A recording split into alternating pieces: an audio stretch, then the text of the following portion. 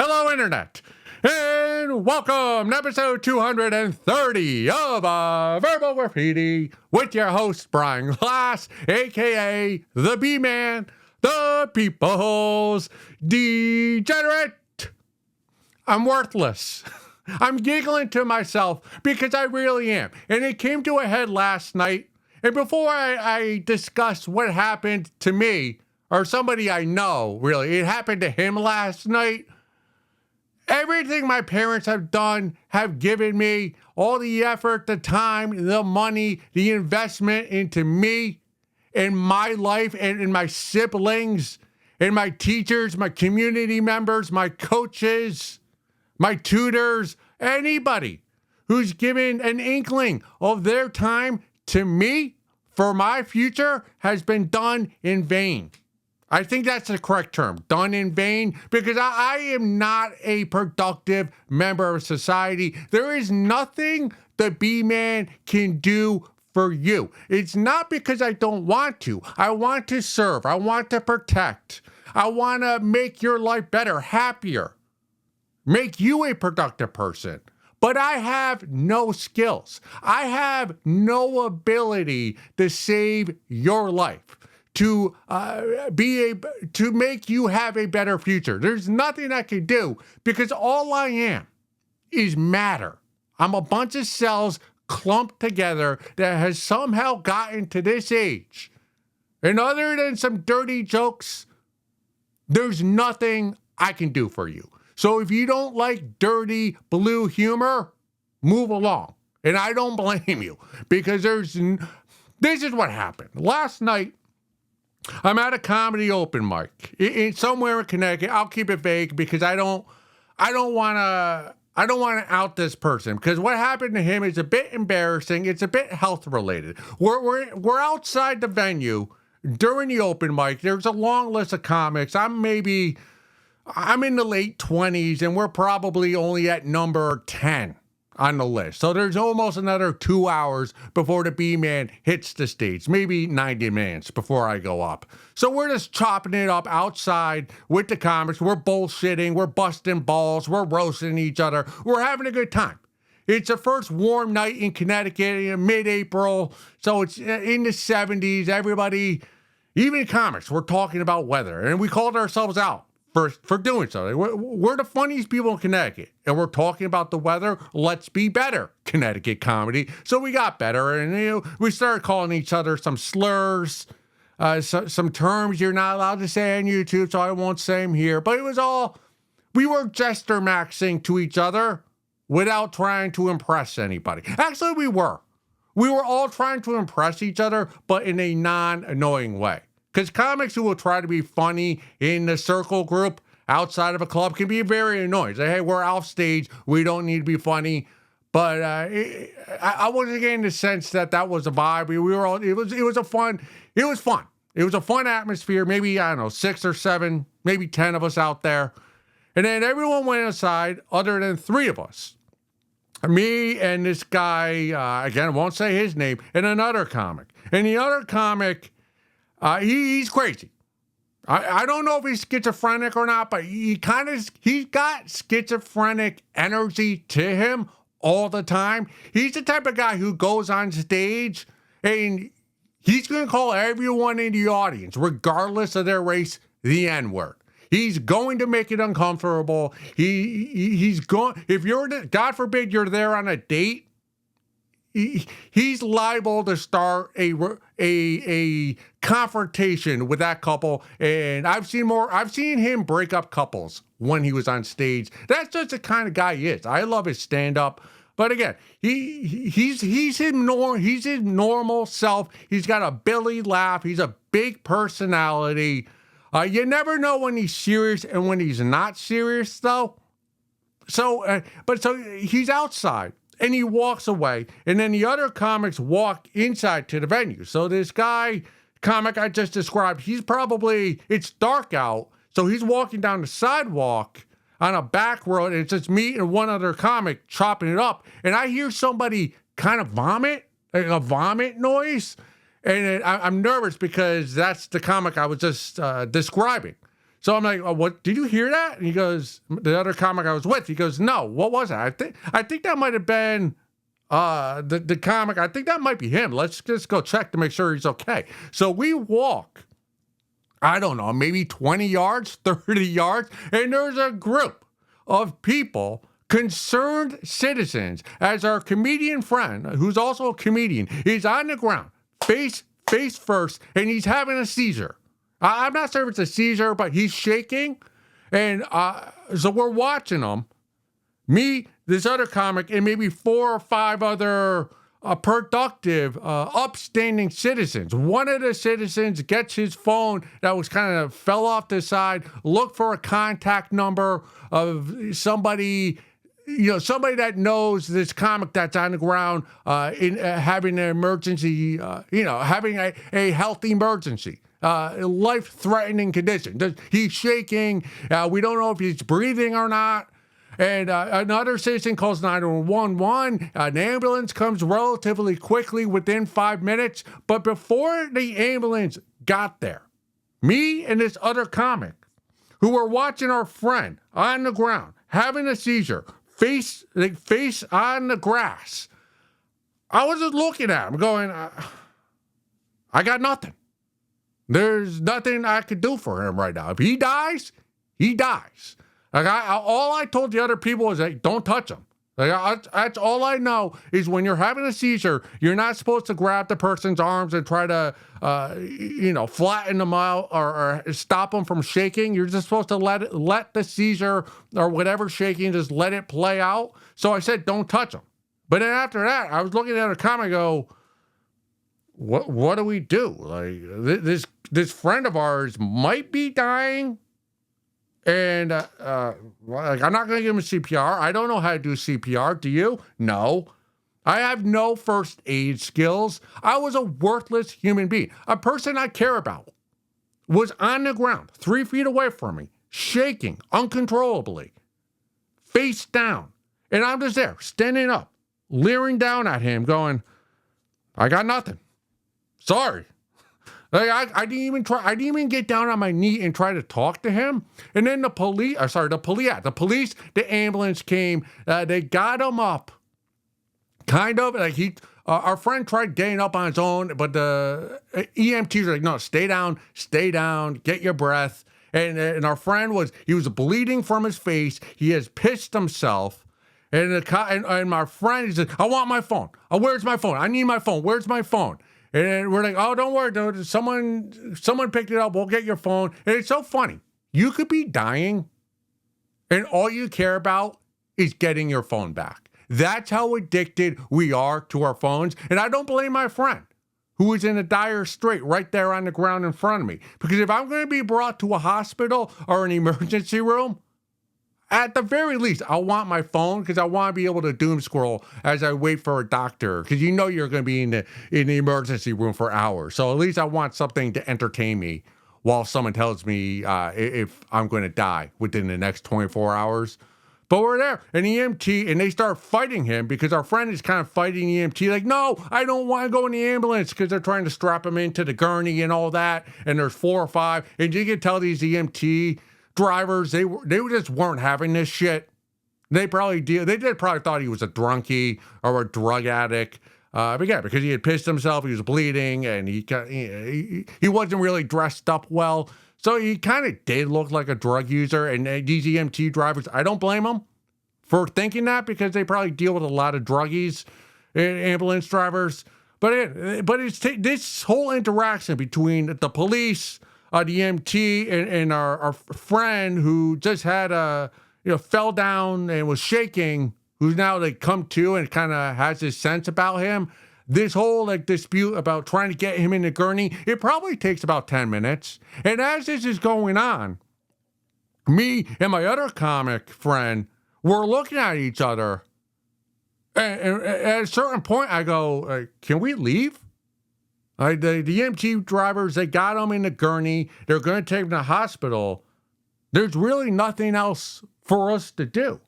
And my other friend's like, my other comic friend beside me goes, yeah, I think we should go. There's really nothing we can do. And then so we walk away. Like, as our friend is in the gurney, about to go in the back of the ambulance to go to UConn Hospital or UConn emergency room, me and my other comedy friend walk back to the open mic because, I'm not going to give up my stage time to go to some hospital and look on a comedy friend of mine. Like, I'm not going to lose my stage time because of that. Like I'm married to the game. All right, like, I'm not giving up anything for stage time. The police, the EMT, there's nothing I could have done if I went to the hospital. This just might be the B-man trying to talk myself out of being a bad person or what. I probably should have went to the hospital. A good friend would have done that. But again, I'm a useless melding of cells together.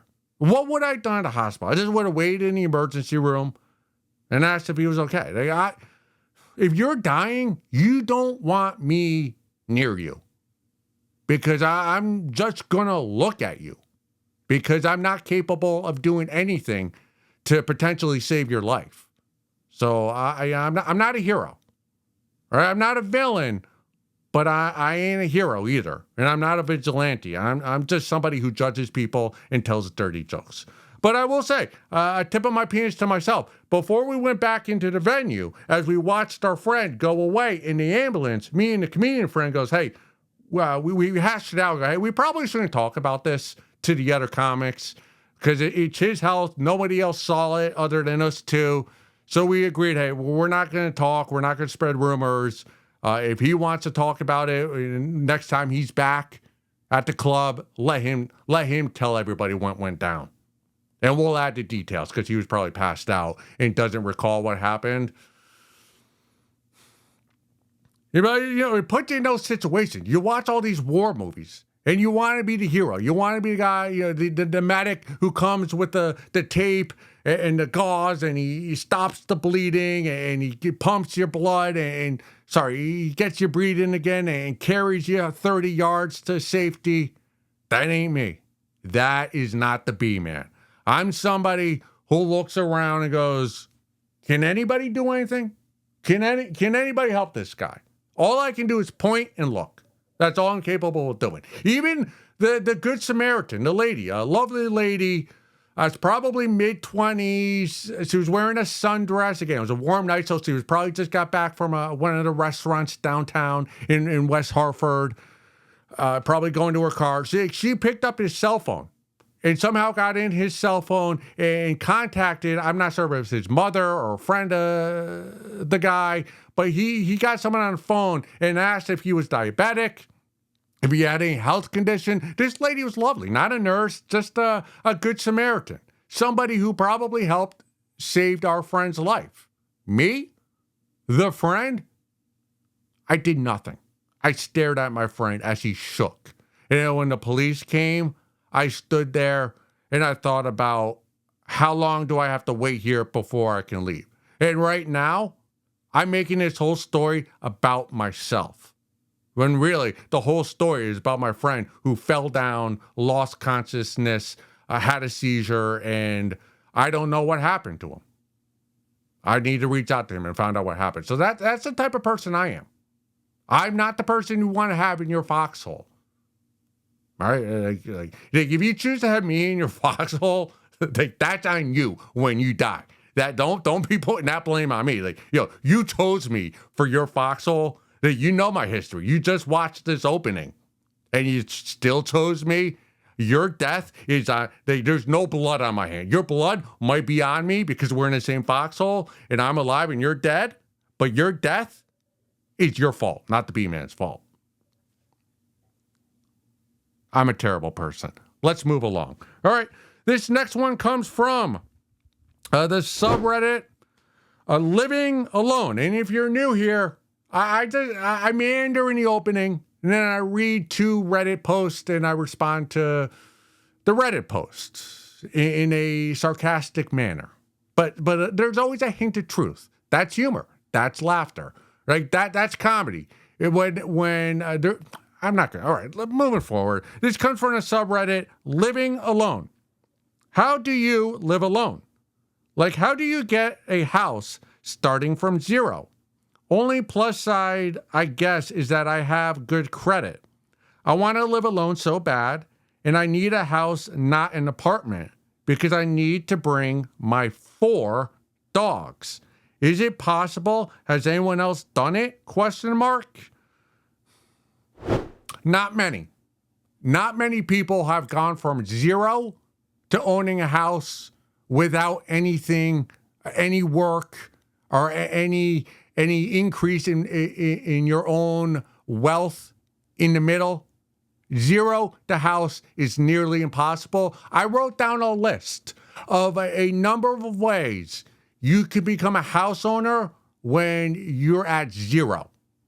Here are the ways. All right, if you want to own a house in 2026, this is the only way you're going to be able to do so.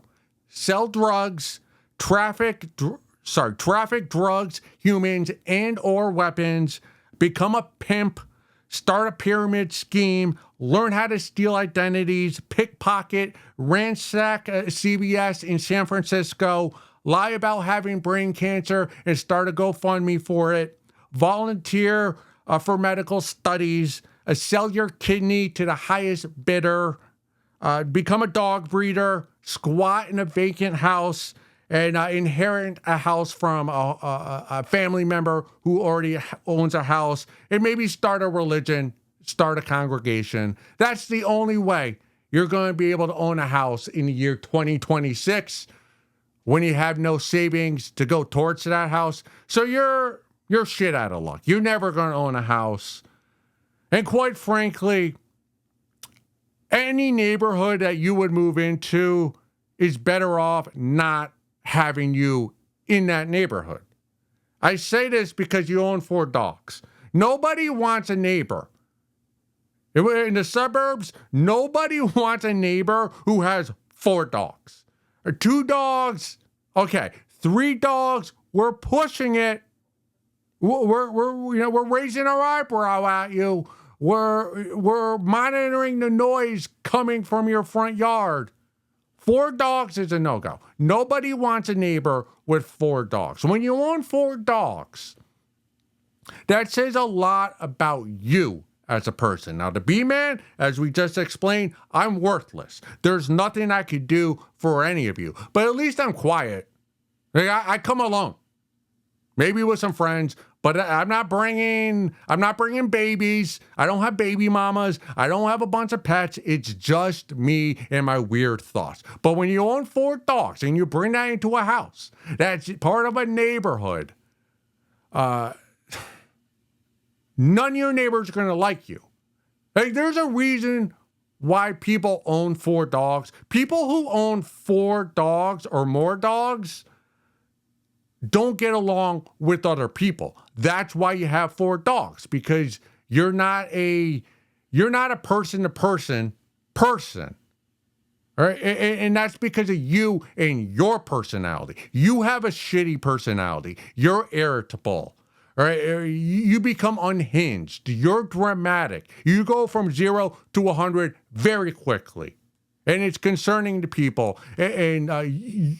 You get agitated by other people, but you're so fucked up in your own head that you don't realize that you're the one agitating everybody else. And when you own 4 dogs, that's the type of person you are. You're not cognizant of all the noise and the trauma that you're inflicting on people near you. Now, I know you say, like, you can't live in an apartment any longer. You can't deal with people to the left and the right and across from you, and you have these 4 dogs and you got to get away. I'm here to tell you, your neighbors in your apartment building, they're more pissed off with you than you are with them. And when you own 4 dogs, you're the type of person, you have no concept of noise. You talk on speakerphone. Right, you leave the TV on loud all night long in your apartment, so the people on those really thin walls can hear the music. They can hear your TV. They can hear you when you're fucking. You're probably loud in the kitchen when you're trying to cook something or open a can opener, because you probably don't do a lot of cooking When you own 4 dogs, you're eating a lot of canned food. So it's a lot of can openers in your kitchen. There's a lot of noise, and you're oblivious to it. And your dogs are bringing a noise. And I just know that your apartment is filthy. There's piss everywhere from the dogs. It's probably tough to get to the bathroom because there's so much clutter. There's so many dog toys and trash. And that's what people who own a home don't like. They don't like clutter. Or maybe they do, but they don't like it. They don't like seeing it on the outside of the house. They don't like seeing clutter in their neighbor's yard. And that's what you're just going to bring noise and clutter to a neighborhood if you could get into one. But thankfully, you cannot. The people in the suburbs we're better off that you have no money, that you have no way of getting into the suburbs without starting a pyramid scheme or some type of illegal, some illegal way to gain money tax-free very quickly. But yeah, I don't trust anybody. It's not that I don't trust. It's that I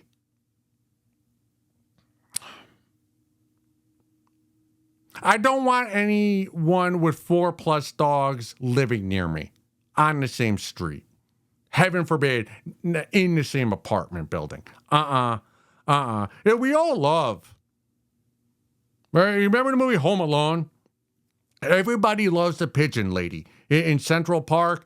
She's got the pigeons all over her body. She's feeding them. We all love the pigeon lady. She's a lovely lady, warm personality. But that's because we're not living next to her, right? The guy who's living in the apartment next to the pigeon lady, his life is hell because there's pigeons just pooping on his windowsill every single day, right? Even when you go to New York City, the homeless people who have like 3 dogs, 4 cats, 7 birds, and they walk around with them to get money from tourists, I don't like to me, that's almost, you're using the animals to make money. And that's almost, I'm not sure, is that animal cruelty? I'm not sure what that is, but I don't like it.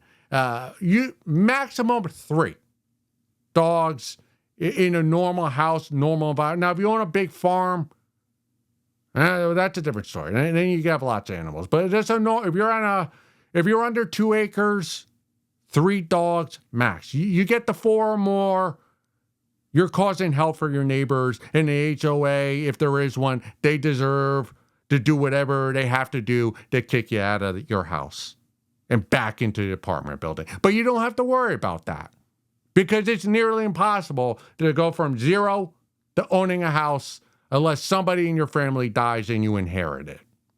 So for your sake, actually, no, fuck your sake. I hope no one in your family dies because I don't want you anywhere near the B-man. Let's go look at something. Apologies if you hear some rumbling in the background. That's a washer and dryer that are on in a room adjacent to this one. Small quarters here at Verbal Graffiti. This is not a Podcast One studio with big grandiose lighting, a bland backdrop with fake flowers and plants behind me. This is a one-man operation, a man-made, but again, a useless man. I can do nothing for you. I judge people. That's what I do. And people don't like judging people because they don't want others to judge them back. Well, go ahead and judge the B-man. I'm beautiful. I'm nearly impossible to judge other than being useless. But the fatties are out. The weather is nice. The weather is changing. The temperature is above 70 degrees. And the fatties are out barely wearing anything. I don't like it. I want to call them out to their face, but I won't because I'm a coward that can do nothing. I am useless. But there's this babe down my street. And I use that term loosely. Babe. that is. She's a single homeowner, no family. I don't think she has a guy. I'm not judging her for that. I'm judging her for being overweight. Not for being overweight, but for dressing, for how she dresses as a fatty. This babe is she's walking her dog. All right, and I'm walking my brother's dog. So we cross paths, and her dog and my brother's dog, they're kind of playing. Right, and I have to be cordial with this babe, but I'm looking at her, and my blood is boiling. And all I want to say to her is, what the fuck are you wearing? Do you not know who you are? You're over 200 pounds. You can't be over 200 pounds and be wearing biker shorts and a sports bra, a sports bra type top that was neon, multicolor. It was really revealing. And this babe's, she's over 200. Right? There's no way this outfit is comfortable for her. She's dressing as though she's a D1 athlete, a gymnast for, I don't know, LSU, Georgia Tech. I'm just popping schools. You know, all those hotties who go to those southern schools. This babe in my neighborhood is not. Every day now, she's walking her dog in these tight biker shorts that go up to here, and you can see the cellulite, right, on her leg, on her underleg, right here, like her, what's that, thigh, quad, like right on the bottom part of her quad, and you can see she's got cankles. If you have cankles, you should not be wearing tight pants. Now again, I'm not judging her for being a fatty. 2/3 of Americans are fat. We are a fat nation. The United States, a fatty America. That is who we are. I am not judging her for her weight. I am judging her for the attire she's wearing as a fatty. You have to know who you are. Right? To be, man, I'm not wearing a tank top. Right? I'm not wearing a wife beater to the bar. I have noodly arms. When I do this in the beginning, I'm making fun of myself doing that. Right? It's just I'm jester maxing. That's a new term I learned. Jester maxing. That's what I'm doing here. I run with my shirt off. All right? I'm a skinny guy, and I have back hair, and I'm going to get it waxed before I start running with my shirt off this season, because you can't run with your shirt off if you have back hair. That's why I'm going to wax my back, because I know who I am. I know my body. And I know what I have to do to be able to run with my shirt off. Now, I don't have muscles. But yeah, when I'm going out to the bar, when I'm going out to do stand-up, I'm not, there will be sleeves. My noodly arm will be covered. That non-existent bicep will be covered. But these fatties, they're brazen. They really are brazen. They're going out there. They don't give a fuck what you think of them. And I think they should care more about what we think of them. Because what I'm thinking is what we're all thinking. Even if you're a fellow fatty and you're dressed appropriately as a fatty, what I mean by that is you're not wearing like all spandex, sports bra, fat just overflowing everywhere. Like the fatties who are dressed hiding their fat, they're judging the fatties who are exposing their fat in the yoga shorts and pants and tops. We're all judging you. I'm just man enough not to say it to your face, but to come on the camera afterwards and talk about you. So I guess that's not manly at all. That's cowardly. But again, that's who the B-man is. I am a coward. But I'm calling a spade a spade. I'm calling a fatty a fatty. Not calling her a fatty. I am calling her a fatty. But I'm calling out her attire more than her weight, which is 200 plus pounds. And then I went to a bar. I was at a bar recently, warm weather. The bar. You ever have a bartender who looks hot behind the bar, but then she comes out in front of the bar and it ruins it for you? And I thought she was top heavy. And then she comes out from behind the bar and she's all heavy. Ruins your night out. It really does. I saw this babe. She had the cleavage, the bartender. She's flirty, great person. I'm like, all right. I'm there, and I'm a misogynist. Of course, a B-man is. So I'm looking at her, and I'm thinking, I would. I would. I'd do it. And then she came out from behind the bar, Daisy Duke shorts, cellulite, just the butt is hanging out, and it's a big butt. And not like a sexy big butt, like a fat big butt. It's a fat, F-A-T butt, and the belly was exposed. And I know I talked about this last episode, but again, the weather's changing here in the Northeast. So it's blocking the sun. All these fatties and their attires blocking the sun. So I can't help but talk about it. But she comes out from behind the bar and is like, I still would. Come on. The B-man, I still would, but I would need some drinks in me before I do so. But that is always, it is always heartbreaking when you think about the bartender's hot, has a lot of cleavage, and then she comes out from behind the bar to clean a table or something. Then you realize, no. She's not just top heavy. It's all heavy. But seriously, this babe on my block who's walking around in a track and field outfit, who weighs over 200 pounds, it's going to ruin the real estate value in this neighborhood. The prices of homes are going to go down $10,000, $20,000 because of what this lady's walking or wearing when she walks her dog every day. I don't like it. But again, I'm a big old pussy, so I'm not going to say anything to her face. Can you imagine telling a fatty, hey, like you're too fat to be dressing the way you are? That's why I do it on the internet. Moving forward. All right, this next one comes from the subreddit Princess Feminism. Access to women's bodies is not a participation trophy given to everyone born male. If a man can't get laid, he either needs to step up his game or lower his standards. And then there's a meme that goes along with it. If short man can't get laid, I do not care. Oh, I guess we got a battle of the sexes on our hands in episode 230.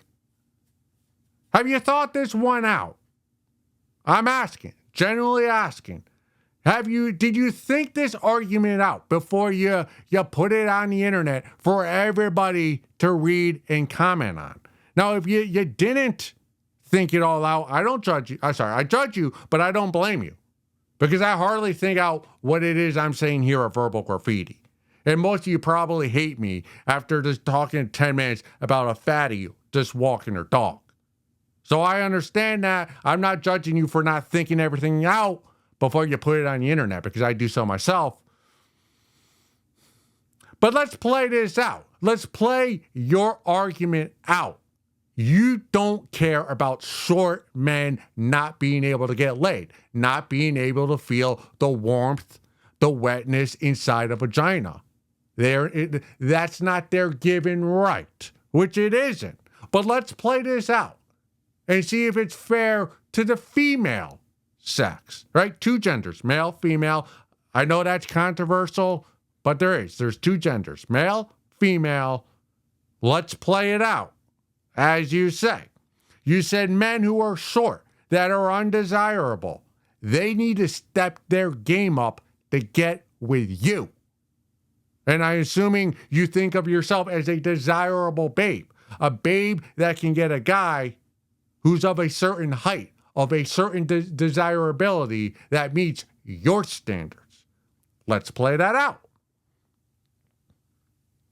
Play it out, all right? So think about this, all right? So every guy who meets your standard, whatever that, let's say 6 feet tall, a certain number income annually, a 7-inch plus dick, all right? He can get hard every time without the assistance of Viagra or some gas station dick pills. Hey, he meets the standard. He's got some riz, he's got some aura, some status. Hey, those are the guys are allowed, permitted to get the sniz of a desirable lady.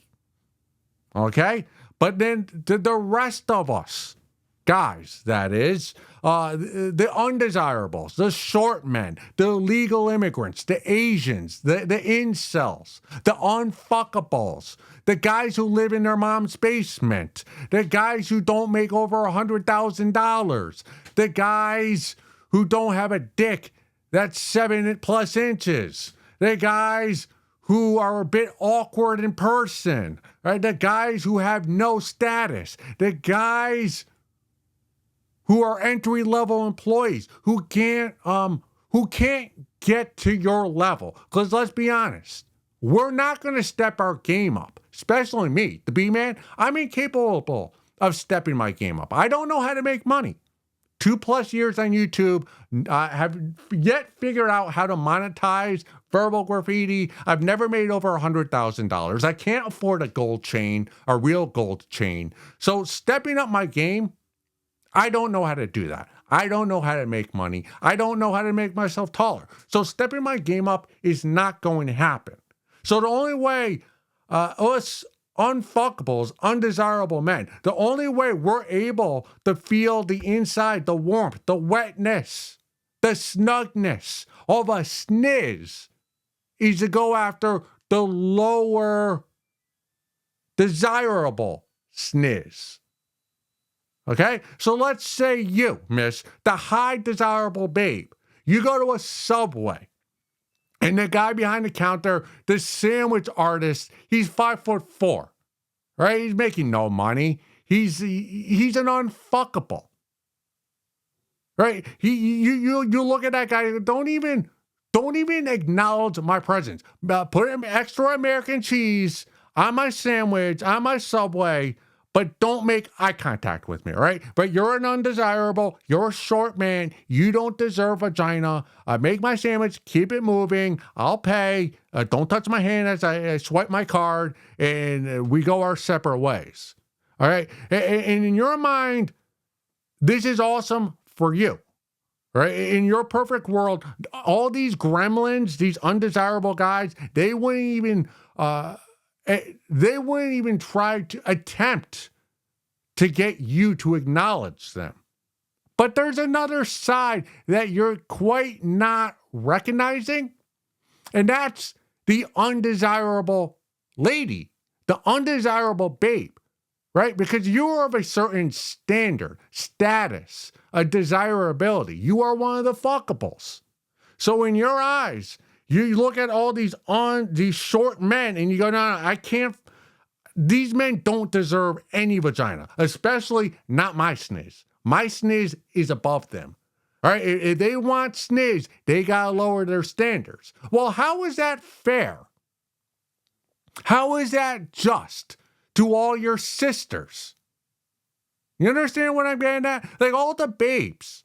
So you're saying all the babes who, right, all the short men who want to fuck, who want to get the sniz, they got to lower their standards. So what you're saying is that all the ugly women, right, all the ugly babes, the only thing they can expect are short men or men who are not able to step or willing to step their game up. Is that fair to the low standard babes?